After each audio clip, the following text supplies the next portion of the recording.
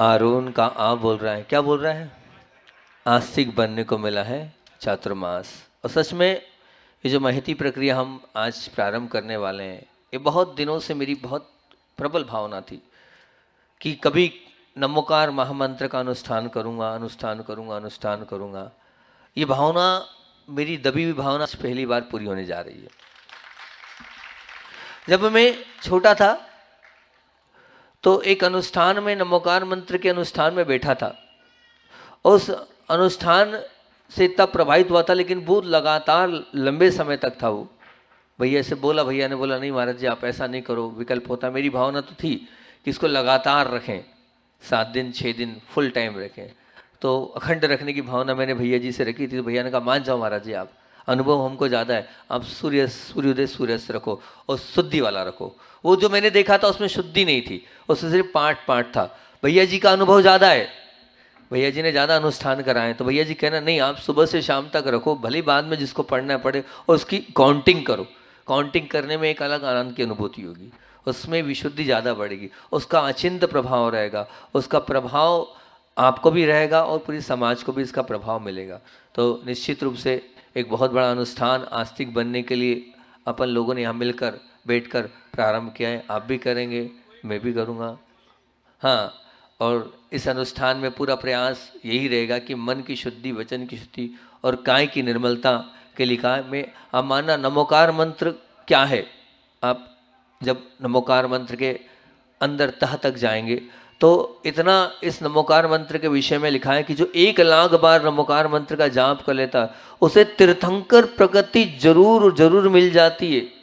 ये कहा गया है, जो 1 लाख बार जाप कर लेता, 1 करोड़ मतलब 1 करोड़ मंत्र हो जाते हैं उसमें। 1 करोड़ बार अगर आप मंत्रों का अनुष्ठान कर लेंगे तो तीर्थंकर प्रकृति का बंध, ऐसा आगम ग्रंथों में लिखा है। कितना महान अनुष्ठान होगा, क्योंकि ये नमोकार है, इस नमोकार में अरहंतों का अपूर्व दर्शन है। ये वो सिद्धों की वो स्वात्मानुभूति का गुण है इसमें, आचार्य परमेश्वरी की अपरिमेय उपस्थिति है इसमें उपाध्याय परमेश्वरी का उपदेश परक बोध है इसमें साधुओं के 100 स्तरों को समाहित होने वाली वो दिव्य सत्ता है, वो दिव्य यात्रा है। आप इसको सामान्य मंत्र मत माने। एक बार आप इस महामंत्र की इस दिव्य आराधना के साथ अपने जीवन को गुंजित कर लें, निश्चित मान लेना ये वो महामंत्र है जैसे गंगा पाप को नाश करती है, ऐसी ये नमोकार महामंत्र हमारे अंदर की कषायों को समाप्त करता है। जैसे चंद्रमा ताप को नाश करता है, ऐसे ही यह महामंत्र जो है हमारे निश्चित मान के अंदर के ताप को समाप्त कर देगा। जैसे कल्प वृक्ष अभिशाप को नाश कर दे, सब दे देता है। ये नमोकार मंत्र कल्प वृक्ष की तरह है, बस वो अहोभाव हो, वो आदर भाव हो तो आपको सब कुछ मिलता चले जाएगा। लेकिन विश्वास आपको करना होगा। जैसे ये गुण और ताप और पाप और अभिशाप को ये महामंत्र निश्चित रूप से नाश करता है और नाश करेगा। लेकिन बस यही है कि भावनाएं होनी चाहिए, क्योंकि ये निश्चित मान के चलना, ये हमारे नमोकार मंत्र हमारे जीवन में आने से हमारे सद्गुणों का ये अंबाल ला देगा।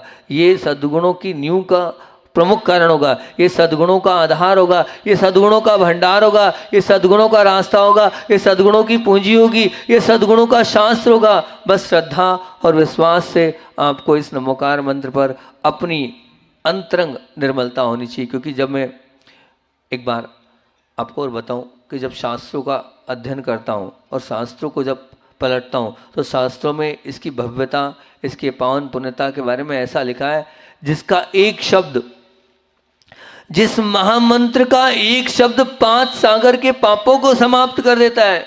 मानो तो सही कोई छोटी मोटी चीज होती है, एक ही शब्द ये मैं नहीं बोल रहा हूं, ये आगम ग्रंथों की बात आपके बीच में लिख रहा हूं नमोकार महामंत्र के लिए, कि जिसका एक शब्द 5 सागर के पापों को समाप्त कर देता है। और जिसका, क्योंकि आशाधर जी ने बहुत खुली उद्घोषणा करते हुए अपने ग्रंथ में कहा है कि उसका एक वाक्य 50 सागर के पापों को शांत कर देता है। सुनना, एक शब्द, आप लोग बैठे हो नमोकार मंत्र की आराधना के लिए, मैं आपको उस नमोकार मंत्र की आराधना का पहले महत्व बताना चाहता हूँ। आप क्या करने जा रहे हो, आपको क्या मिलने वाला है इससे, मेरी इस बात को आप सब जगह पहुंचा देना कि क्या लिखा है आगम ग्रंथों में। पंडित आशाधर जी ने लिखा है कि एक शब्द 5 सागर के पापों को समाप्त कर देता है, तो वहीं एक वाक्य कितने, बोले 50 सागर के पापों को समाप्त कर देता है। एक बात और पूरे मनोभाव से लिखते हुए कि नमोकार मंत्र का एक पद का स्मरण 500 सागर के पापों को नाश कर देता है। विचार करना,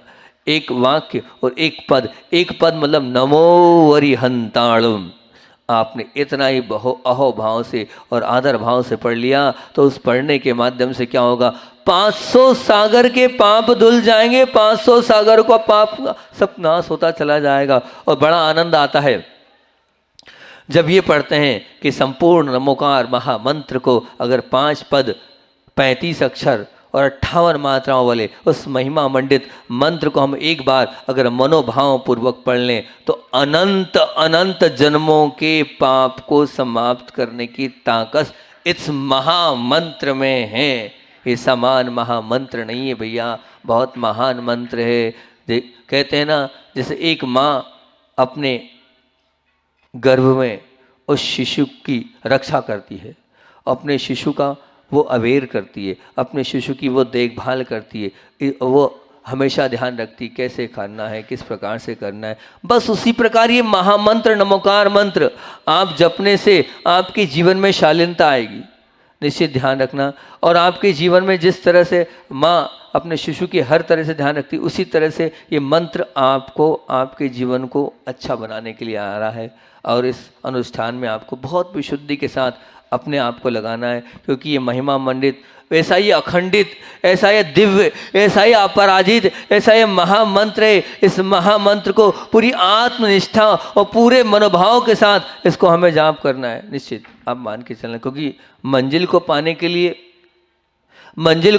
लिए श्रम करना पड़ता है, मंजिल को पाने के लिए श्रम करना पड़ता है। लकीरें भगवान बनाते हैं पर रंग खुद को भरना पड़ता है। लकीरें भगवान बनाते हैं पर रंग खुद को भरना पड़ता है। और रंग अगर आप भरना चाहते हो तो निश्चित मान के चलना, हमें रंग भरने के लिए ये सुंदर सा मौका मिल रहा है, ये सुंदर सी संयोजना मिल रही है, ये सुंदर सा, ये लकीरें आप बदल भी सकते हो। इस महामंत्र के अनुष्ठान से ये हाथों की लकीर बदलने की ताकत आपके अंदर आ जाएगी। और आप निश्चित मान के चलना कि ये जब आप महामंत्र करोगे तो सब कुछ बदलता चला जाएगा। ये वो महामंत्र नमोकार मंत्र का मतलब ही होता है सरलता। महामंत्र नमोकार का मतलब होता है स्पष्टवादिता। नमोकार महामंत्र का मतलब ही होता है उन्मुक्त हृदय। और नमोकार महामंत्र का मतलब होता है ईमानदारी। नमोकार महामंत्र का मतलब ही होता है सादगी। नमोकार महामंत्र का मतलब ही होता है बेलिहाज कथन, अर्थात नमोकार मंत्र का मतलब ही होता है ऑनेस्टी। नमोकार मंत्र का मतलब होता है स्टैंड फॉरवर्डनेस। निश्चित मान के चलना, सरलता आपके जीवन में आ जाएगी इस महामंत्र के माध्यम से। ये छोटा छोटा मोटा महामंत्र नहीं है, अपने आप में उत्कृष्ट महामंत्र है। और जब और मैं मंत्र विज्ञान पढ़ रहा था, तो मंत्र विज्ञान जब पढ़ रहा था तो उस मंत्र विज्ञान को पढ़ते हुए मैंने पाया, तो उसके बाद से इस पंच परमेष्ठी महामंत्र की पर श्रद्धा और कई गुना बढ़ गई। उसमें लिखा था, क्या लिखा था, गारुड़ी मंत्र का एक बार जाप करने से सर्प का विष उतर जाता है। गारुड़ी मंत्र होता है, आप अगर मंत्र शास्त्र पढ़ेंगे तो आपको गारुड़ी मंत्र मिल जाएगा। उस गारुड़ी मंत्र का एक बार अगर आप मान लीजिए मनोभाव से उस गारुड़ी मंत्र को पढ़ लोगे तो वो काटा हुआ जो सर्प है ना, उसका विष भी निर्विष हो जाता है।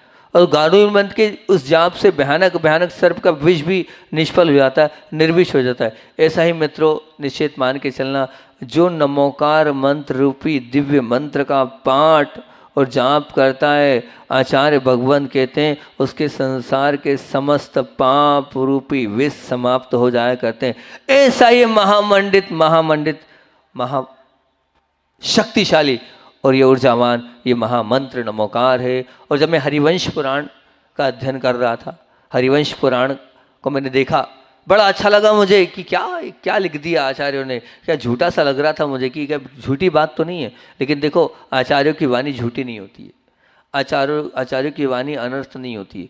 वो जो भी लिखा है निश्चित रूप से शाश्वत है और वो गलत नहीं लिखा होगा। लेकिन पढ़कर बड़ा ही अहोभाव और आदर भाव हुआ इस महामंत्र के लिए। कहते हैं हरिवंश पुराण में कहते हैं जब द्वारिका बनी है वहाँ पहले समुद्र था। अब समुद्र था, अब वहाँ पर पूरा द्वारिका है और द्वारिका बनना है, वहाँ समुद्र था। और इतनी बड़ी द्वारिका की रचना कैसे की जाए, इतनी बड़ी द्वारिका की रचना कैसे की जाए, बहुत ध्यान से सुनना मेरी इस बात को।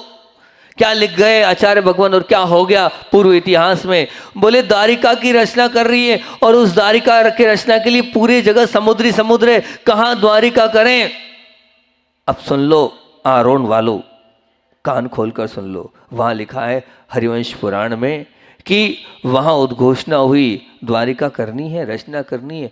बोले 3 दिन अखंड नमोकार मंत्र का आप जाप करो, उसके फलस्वरूप वो समुद्र अपना स्थान छोड़ देगा। और यही हुआ, 3 दिन अखंड पाठ किया, वो समुद्र अपना स्थान छोड़ गया और वहां पर द्वारिका की रचना हो गई। क्या है ये?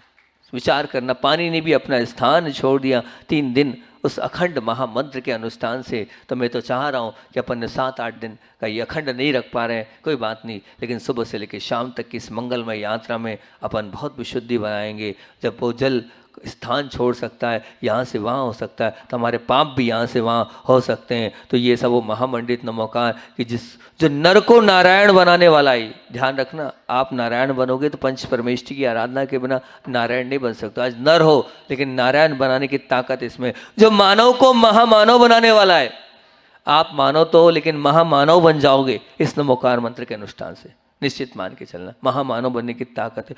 जो तीतर को तीर्थंकर बनाने वाला है, हम तीतर हैं लेकिन तीर्थंकर बन जाएंगे इस महामंत्र के अनुष्ठान से। जो बूंद को सागर बनाने वाला है, बूंद बूंद से मिलकर सागर बनता है। सागर की कीमत है, ध्यान रखना, एक बूंद की कीमत नहीं है। अगर आप सागर बनना चाहते हो तो इस महामंत्र से आपको जुड़ना पड़ेगा। जो कंकर को शंकर बनाने की पुण्य की योग्यता लिए हुए, हम कंकर हैं लेकिन शंकर बन जाएंगे। शंकर का मतलब ये पूजनीय बन जाएंगे। हमारे अंदर वो योग्यता है, उस हम योग्यता को उस महामंडित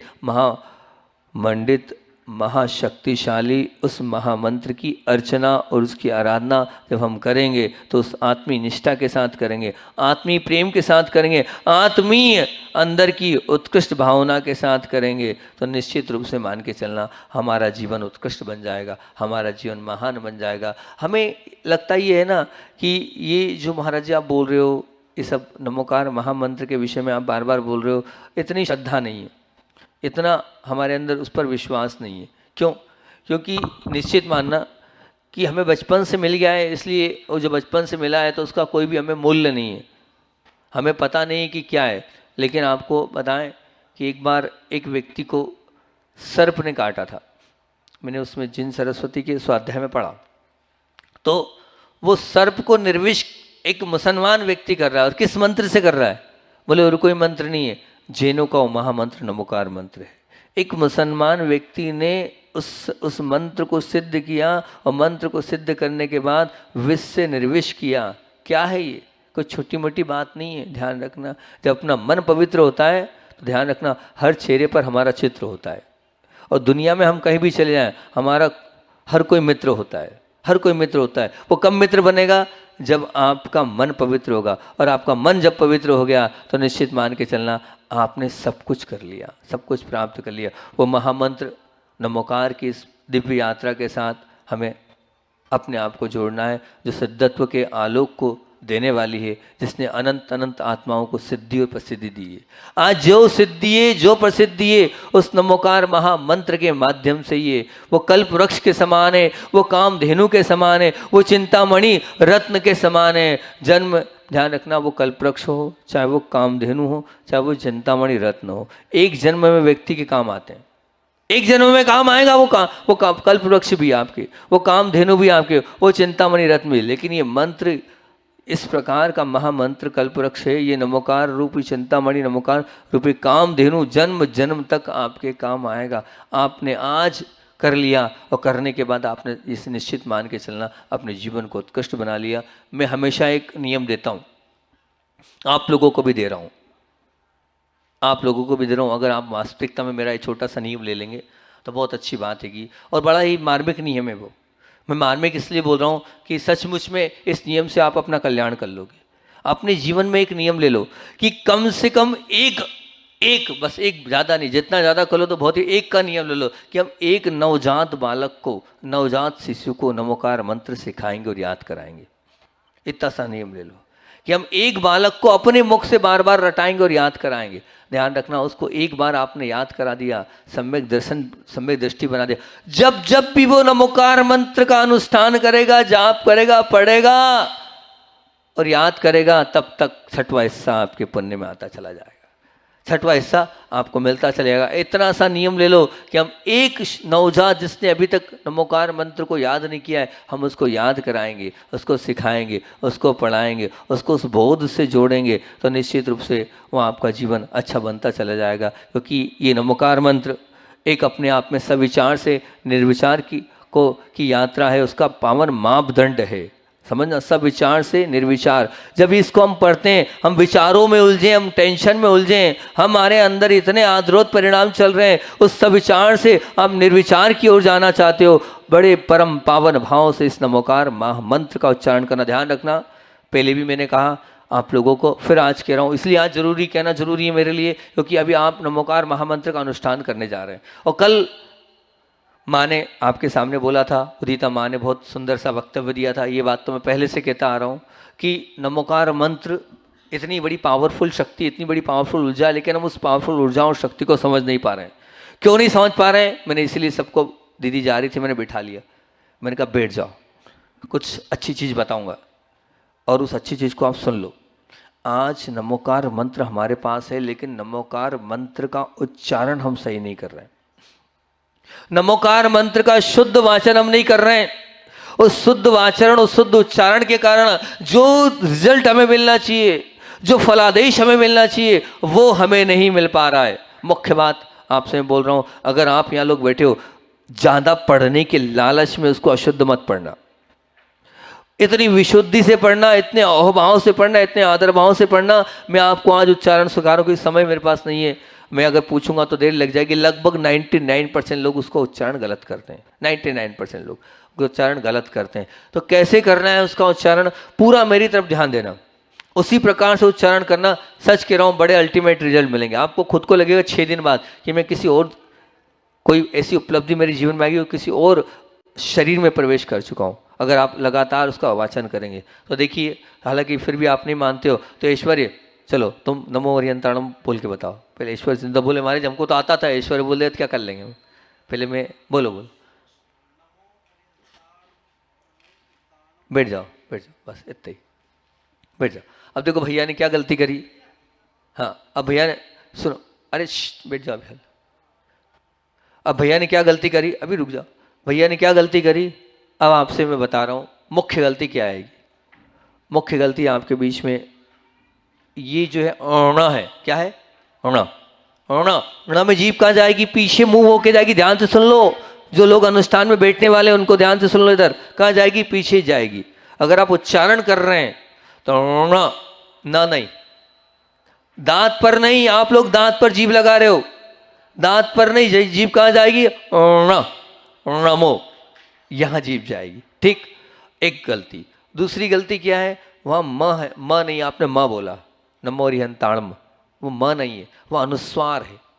वहां क्या है, अनुस्वार। वहां क्या है, नाक से निकलना चाहिए म, पा फा भा भा नहीं है वहां, वो म नहीं लिखा है, वो म बोल रहे हो आप, वो म गलत है। कहां से निकालना है, अनुस्वार, नाक से। नाक से मतलब निकलेगा मई, जो आप निकाल रहे हो वही मैं निकालूंगा, लेकिन नाक से निकलेगा। नाक से मतलब ना जीभ, ना दांत, ना तालू, ना कंठ, किसी का प्रयोग नहीं होना है उसमें। बड़ी कठिन बात है। हम 50, 60, 70 साल के हो गए, लेकिन हमें नमोकार मंत्र, हमारा मूल ही हमें नहीं आता है, जो आना चाहिए वही हमें नहीं आता है। सोचो सही, तो कैसा होता है, मैं आपको उसका उच्चारण कर रहा हूं, सब लोग मेरी तरफ ध्यान देंगे। नमो अरिहंताणम,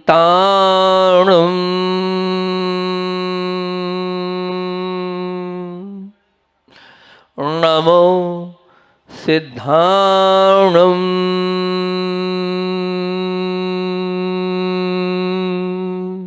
जीव, दांत, तालु, कंठ कुछ नहीं लिया मैंने। नमो आर्याणम, लगभग आर्याणम सब लोग गलत बोलते हैं। या हमें कहाँ से बोलना है, तालु से बोलना है, कंठ से नहीं। सब लोग कंठ से या बोलते हैं, यहाँ बहुत बड़ी गलती हो जाती है। दोनों या, तो यह दोनों कहाँ से बोलना है, तालु। तालु मतलब दांत के ऊपर से। आप देखना उसका पूरा फलादेश पूरा आया है, एक एक शब्द कहाँ से उच्चारण करना, उसका क्या परिणाम निकलेगा, वो आपको पूरा सिखा रहा हूँ। जैसे अण, ये रोना है थोड़ा बहुत। जो डॉक्टर साहब चले गए क्या?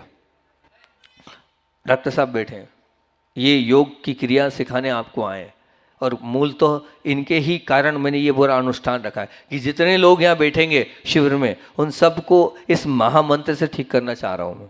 ये तो अपनी प्रक्रिया करेंगी, मैं ध्यान तो करूँगा ही, लेकिन ये अनुष्ठान इसलिए किया है। तो अब ये समस्या में जो बताना जा रहा हूँ, इसमें पीछे जीभ जाती है, तो पीछे जीभ जाती है उसको खेचरी मुद्रा बोलते हैं।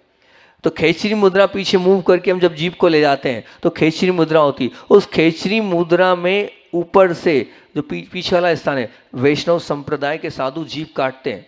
क्या करते हैं? धागे से जीभ काटते पीछे ले जाते हैं। खेचरी मुद्रा, खेचरी मतलब क्या होता है? खेचर, खे मतलब आकाश में उड़ने की ताकत आती है इस मुद्रा के माध्यम से। और जीभ कहाँ? पीछे उसी स्थान पर, ट ठ ड ढ ण, उस स्थान पर जीभ जाती है तो एक ऊर्जा निकलती है और वहाँ से एक अमृत निकलता है। खेचरी मतलब जो पीछे हम जब ध्यान कराते हैं तो जीभ पीछे कराते हैं, तो जितनी भी बाहर की ताकत होती है, ऊर्जा होती है, वो अपने आप हमारे यहाँ से अंदर की ओर चली जाती है। हमारे जितने चक्र अपने आप एक्टिवेट हो जाते हैं। और सबसे बड़ा फायदा, पिछली बार जब औरंगाबाद से ये आए थे मेरे पास कन्नड़ में, मैंने इनसे एक ही बात बोली थी कि व्यक्ति बीमार क्यों है, मैं भी इस पर बोलूँगा। व्यक्ति बीमार क्यों है? प्रॉपर सांस नहीं ले रहा है, वो प्रॉपर सांस नहीं ले रहा। और जैसे ही आप पीछे अपनी जीभ ले जाओगे तो अपने आप आपका पेट अंदर बाहर, पेट अंदर बाहर होगा। जो पेट अंदर बाहर होना है, तो जैसे ही पेट अंदर बाहर होगा मतलब आपकी श्वास नीचे तक जाएगी। ये गलत धारणा है फेफड़ों से सांस लेना। श्वास नीचे से लेना है, नहीं तो लीवर समाप्त, आंतें खराब, आपकी किडनी खराब, क्योंकि आप उथली सांस ले रहे हैं। अब लंबी गहरी सांस नहीं ले रहे हैं। लंबी गहरी सांस, पेट अंदर पेट बाहर होना चाहिए। मैं उदाहरण देता हूँ, छोटा सा एक बालक जब जन्म लेता है तो देखना वो श्वास कैसे लेता है।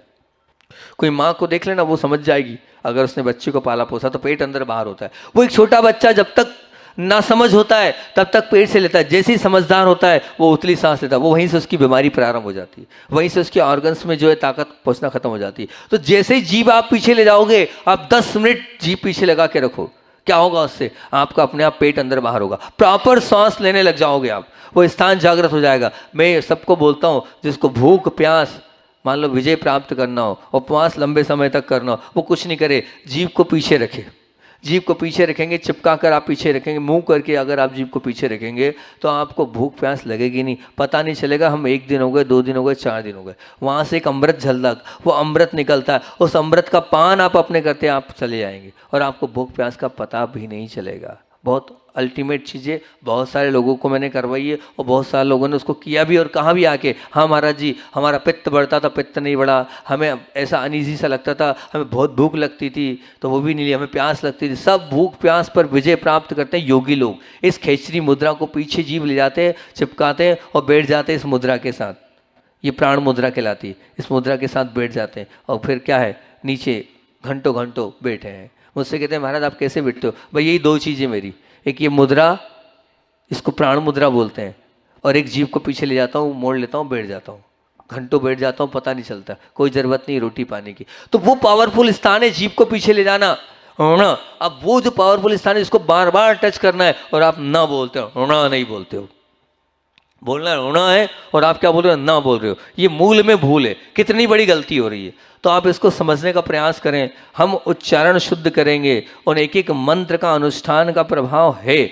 और ये मैं मेरे मन से नहीं बोल रहा हूँ, मंत्र जो शब्द शास्त्र है वो शब्द शास्त्र में उठा के देखोगे तो अपने अपने अलग अलग स्थान है, उस स्थान से उन अलग अलग मंत्रों का, उन अलग बीजाक्षरों का फलादेश बताया गया है। उस फलादेश को, उस महामंत्र को आपको बहुत अच्छे से करना है। तो नमो सिद्धाणम, फिर अगला बोला नमो आर्यम, नमो उवज्झायाणम।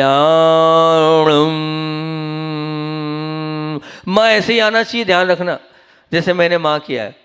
आप 9 बार करके देख लेना, 9 बार में आप अपनी ऊर्जा को चेक करना, 9 बार में अपने परिणामों को चेक करना। आप खुद बोलोगे हाँ महाराज जी अल्टीमेट आनंद आ गया।